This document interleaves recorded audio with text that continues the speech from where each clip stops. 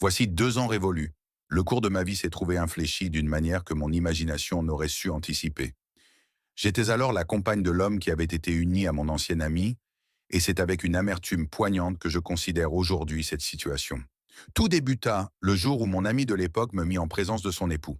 Une amitié nous liait tous trois, tissée de moments de partage et de félicité. Néanmoins, sans que j'en eusse pleinement conscience, une inclination nouvelle germa en mon âme. Je compris que l'amour pour lui avait pris racine en moi, et il me semblait qu'un écho similaire vibrait en lui. Alors que l'échéance de leur union approchait, un mois seulement les en séparait, la force de mes liens avec son futur époux ne cessait de croître. Hébergé par elle, je fus contrainte de quitter son domicile lorsque la certitude d'un sentiment partagé avec lui s'imposa à moi. Il facilita mon installation dans un studio, nous offrant ainsi un havre pour nos rencontres dérobées.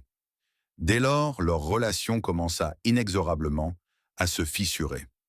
Ignorant que j'étais l'instigatrice de leur dissension, elle épanchait auprès de moi le récit de ses tourments.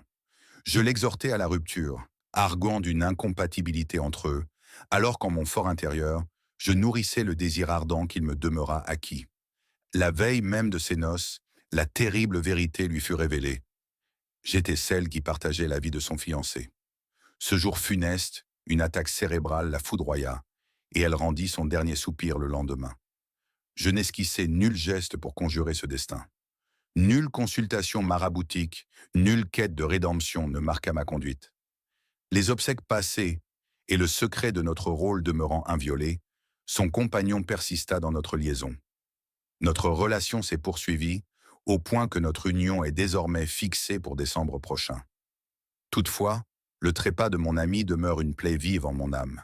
J'en conçois une affliction démesurée et je suis persuadé que son esprit vient tourmenter mes nuits. Je suis dans le plus grand désarroi quant à la conduite à tenir.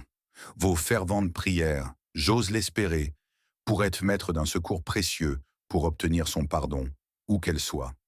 Jamais je n'eusse souhaité une telle issue. Mes intentions étaient bien éloignées de ce funeste enchaînement.